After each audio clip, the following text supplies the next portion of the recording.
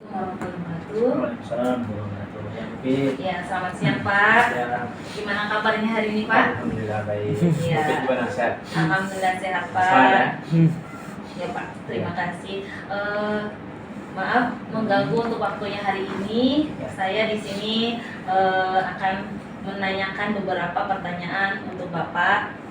Di antaranya yang pertama yaitu tentang demonstrasi konseptual, di mana nilai-nilai Bapak sebagai seorang pemimpin di sekolah ini. Nah, yang pertama yaitu selama ini bagaimana Bapak dapat mengidentifikasi kasus-kasus yang merupakan dilema etika atau rujukan moral, Pak? Jadi bagaimana mengidentifikasi kasus-kasus yang ada? Dilema etika Moral. rujukan moral ya. Ini sulit sebenarnya karena ini persus-persusnya. Dilema etika ini kan ada apa? Menganggap mungkin dua-dua benar, tapi ada masalah di situ. Karena kita mengambil keputusan. Nah itu ya kita mengetahui situasi dulu lah karakter sekolah kita dengan segala sumber yang ada. Kita identifikasi dulu, baru kita tentu dengan kesehariannya budaya-budaya apa yang ada di sekolah kita. Nah, setelah itu baru kita bisa mengambil mana yang menjadi hal yang harus menjadi titik penekanan kita, kira-kira budaya mana yang harus kita lanjutkan. Padahal itu mungkin barangkali sudah benar ya, sudah benar, ada kebenaran yang baru lagi, tapi ini yang duluan ini nih, budaya lama yang juga benar, gitu kan? Nah, mungkin ini disitulah kita mencoba mengidentifikasi. Ya, jadi untuk mengidentifikasinya kita juga harus beradaptasi dengan keadaan sekolah, dengan budaya lama, dengan budaya yang baru, supaya tidak terjadi kesenjangan seperti itu ya Pak ya. Selanjutnya itu bagaimana Bapak menjalankan pengambilan keputusan di sekolah, terutama pada kasus di mana ada dua kepentingan yang sama-sama benar atau sama-sama mengandung nilai kebajikan. Iya, nah ini tadi saya sampaikan. Ini dipandang benar dua-duanya. Seperti orang bohong untuk kebaikan, kan gitu kan?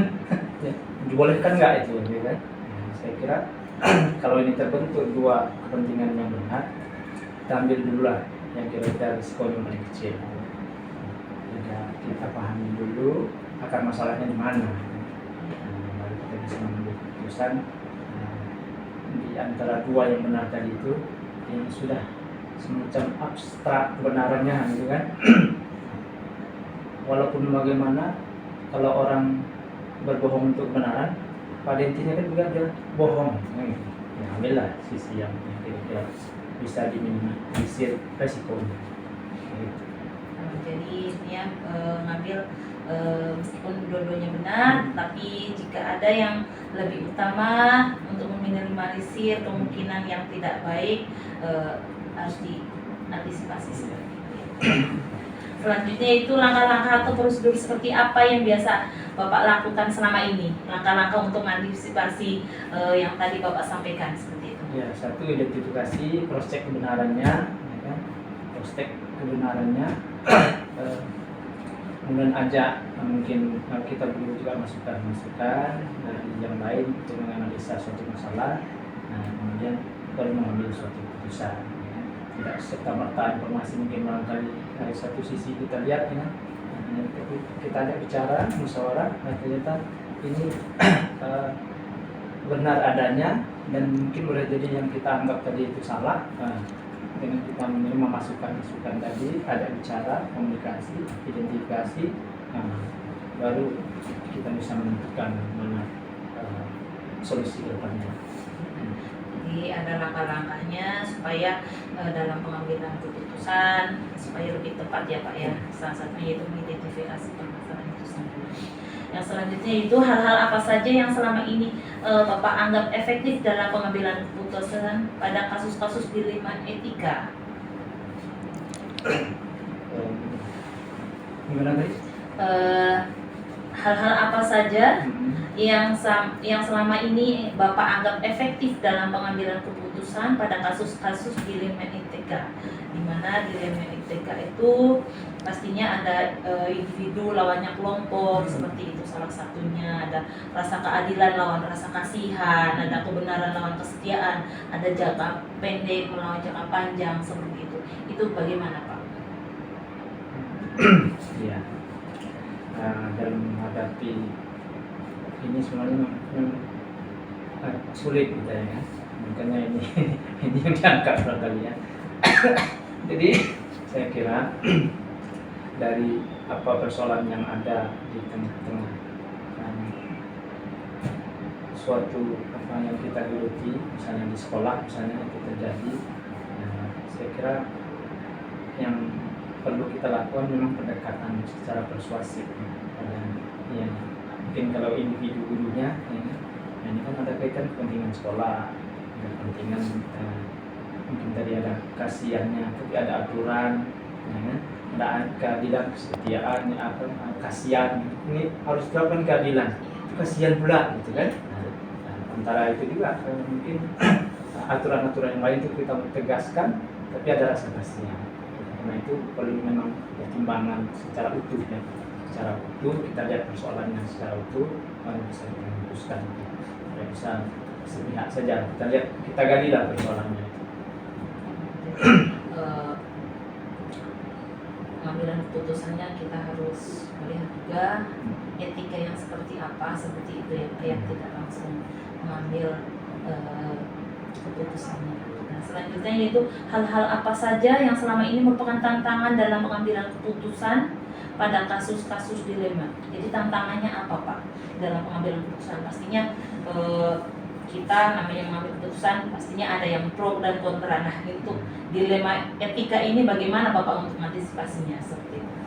Ya, kita kalau berhadapan dengan apa dilema etika moral ini, sekali lagi kita harus memilah mana yang kira-kira nilai positifnya lebih besar, dalam bahasa agama itu mendoratnya lebih besar gitu.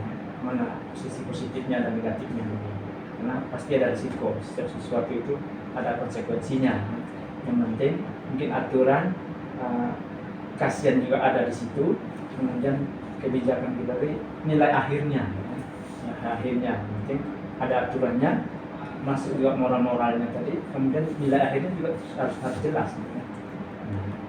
Ending akhirnya itu apa? Nah, kalau kita terapkan ini sesuai aturan, jadi tidak mempertimbangkan segala sesuatunya, nilai akhirnya itu malah buyar pula kan, padahal rencana kita, tujuan kita tadi untuk menyatukan malah jadi malah berseberangan pula dengan apa yang menjadi tujuan kita. Jadi tantangannya dalam pengambilan keputusan pastinya harus dipikirkan seperti tujuan awal kita seperti apa gitu ya. Selanjutnya yaitu apakah Bapak memiliki sebuah tata kelola atau jadwal tertentu dalam sebuah penyelesaian kasus dilema etika? Apakah Bapak langsung menyelesaikan di tempat atau memiliki sebuah jadwal untuk menyelesaikannya? Bentuk atau prosedur seperti apa yang Bapak jalankan? Ini kan lebih pendekatan persuasif. Jadi ini kita jadwalkan. Tidak serta-merta masalahnya di situ harus selesai di situ.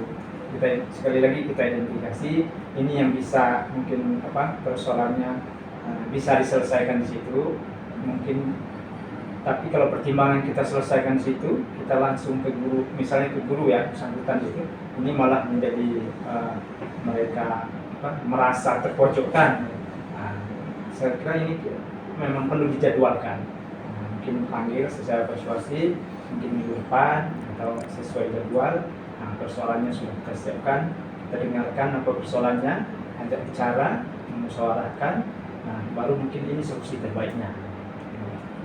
Dijadwalkan ya, tidak langsung permasalahan diselesaikan. Lihat dulu apa persoalannya apa, gitu kan? Kalau mungkin ya sekedar bisa diluruskan di situ saja tanpa mungkin apalagi mungkin di tengah guru yang lain ya merasa terpojokkan, langsung kita sesuaikan itu langsung ibu seharusnya jangan begini ya kan, nggak gitu. Kita lihat dulu apa persoalannya apa. Kalau misalnya persoalan bisa kira-kira diselesaikan di situ, tidak ada persoalan dengan penyelesaian solusi yang kita sampaikan, itu nggak ada masalah. Tapi kalau kita lihat persoalan ini agak rumit ini gitu ya. Nah ini perlu dijadwalkan mungkin ya, kita panggil secara persuasif, kita cari solusinya bersama-sama. Ya, selanjutnya itu adakah seseorang atau faktor-faktor apa yang selama ini mempermudah atau membantu Bapak dalam pengambilan keputusan dalam kasus-kasus dilema etika? Jadi siapa sajakah yang ini membantu? Kita sangat membantu karena kita kan berkolaborasi ya, kita persoalan. Kita kan nggak ada yang sukses pribadi misalnya, sukses itu bersama-sama. Ini persoalannya mungkin dari persoalan yang kita hadapi kasus etika tadi itu yang sangat membantu mungkin ada guru-guru senior kita, dia mungkin para wakil ya. Dan mungkin orang yang kita anggap mumpuni di situ ya. Kalau misalnya masalah agama misalnya kan kita mungkin ada guru agama, kita ajak musyawarah ini persoalan kira-kira masukannya seperti apa ya. Artinya kita terbantu dengan adanya guru agama, kita fungsikan semua gitu ya. Setelah itu baru kesimpulannya apa ya. Saya kira sangat terbantu ada yang wakil-wakil kita, guru-guru senior atau mungkin tidak senior tapi punya pandangan yang bisa menyelesaikan persoalan. Jadi banyak yang mempermudah yang membantu dalam pengambilan keputusan, tidak hanya mungkin pertimbangan Bapak saja tetapi dipertimbangkan dulu dengan mungkin wakil-wakil atau guru yang lain sesuai dengan kompetensinya.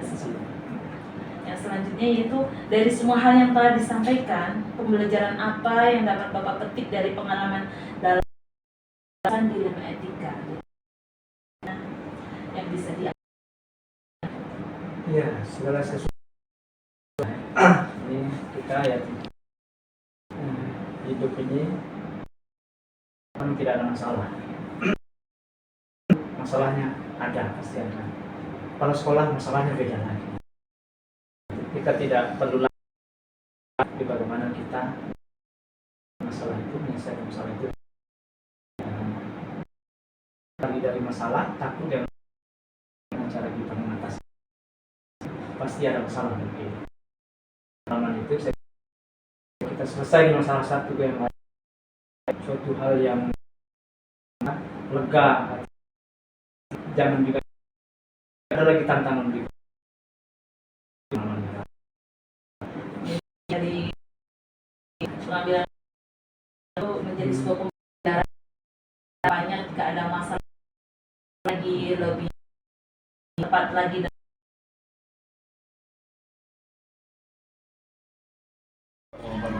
Gimana kabarnya hari ini? Alhamdulillah baik.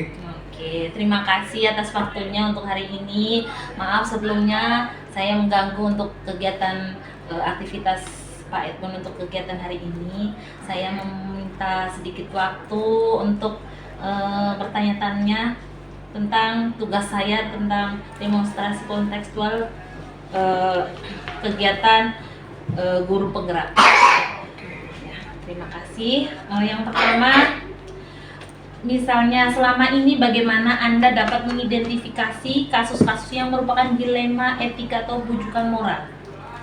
Ya, selama ini kita tetap berpegang teguh pada prinsip kita sebagai ASN, di mana kita menyelesaikan permasalahan, kita akan lihat dulu akar permasalahannya. Kita juga boleh dibilang kita tidak akan menerima rayuan-rayuan seperti ya bujukan-bujukan untuk mengarah kepada hal-hal yang negatif. Kita selalu berpatok pada etika kita selaku ASN. Kemudian ada pun permasalahan-permasalahan yang muncul tentang permasalahan moral, kita selesaikan dengan baik, dengan pendekatan-pendekatan, baik itu dengan cara pribadi ataupun dengan kelompok. Kita akan berusaha untuk menyelesaikan itu dengan secara kekeluargaan. Ya, jadi dalam menyelesaikan kasus walaupun ada bujukan sana sini, tetapi tetap kita berpegang teguh pada prinsip kita sebagai seorang ASN. Gitu ya. Untuk yang selanjutnya yang nomor 2 yaitu bagaimana Bapak menjalankan pengambilan keputusan di sekolah, terutama untuk kasus-kasus di mana ada dua kepentingan yang sama-sama benar dan sama-sama mengandung nilai kebajikan. Jadi gimana Pak? Ini agak sedikit ya, pertanyaan itu sama-sama benar ya, sama-sama benar, sama-sama baik. Ya, kita tetap melihat prioritasnya yang mana gitu. andai kata ada dua hal yang harus kita pertimbangkan, kita lihat ini prioritasnya lebih kepada anak atau lebih kepada kepentingan pribadi atau kepentingan sekolah. Sementara dua-dua ini kan penting ini. Iya. Untuk anak penting, untuk sekolah penting, untuk pribadi pun penting. Itu kan karena keputusan itu sangat dibutuhkan. Tapi kita lebih kepada hal-hal yang prioritas, terutama sekali kepada anak lah. Kita mengutamakan peserta didik kita. Untuk yang dengan teman-teman mungkin ada permasalahan biasa, itu kita akan bicarakan dengan kekeluargaan. Jadi dalam mengambil keputusan meskipun sama-sama benar, tapi lebih diprioritaskan untuk kepentingan siswa terlebih kita, dahulu. ya. Untuk yang lebih ini itu untuk pendidikan lah, untuk anak, gimana supaya anak ini lebih nyaman kan gitu. Jadi pembelajaran sudah mengarah ke keberpihakan pada siswa. Iya. Ya. Oke. Untuk selanjutnya yaitu langkah-langkah atau prosedur seperti apa yang biasa Bapak lakukan untuk mengambil keputusan seperti itu, Pak? Biasanya kita akan melakukan pendekatan, kemudian yang berikutnya kita setelah pendekatan kita akan mendalami akar permasalahan ini apa sih, gitu. Nah setelah akar permasalahan kita temukan, kita akan cari solusi yang terbaiknya bagaimana. Kita tidak akan langsung memutuskan segala sesuatu itu tidak akan kita putuskan langsung, tetapi kita masih ada tim juga. Nanti seandainya mentok ini kayaknya belum pas ini, kita akan rundingkan lagi pada teman-teman, kemudian kita punya atasan juga, kita akan tanyakan juga ke atasan, gitu. Oke ya, jadi harus step by step supaya langkah-langkahnya tidak terloncati. Contohnya kita ada atasan, jadi harus melalui prosedurnya atasan. Nanti apabila sudah mentok dan kita ini kayaknya belum bisa clear ini, kita kan punya ada atasan, kita akan sampaikan kepada atasan kita. Oke, ya. Selanjutnya yaitu hal-hal apa saja ya yang selama ini Bapak anggap efektif untuk pengambilan keputusan pada kasus-kasus dilema etika?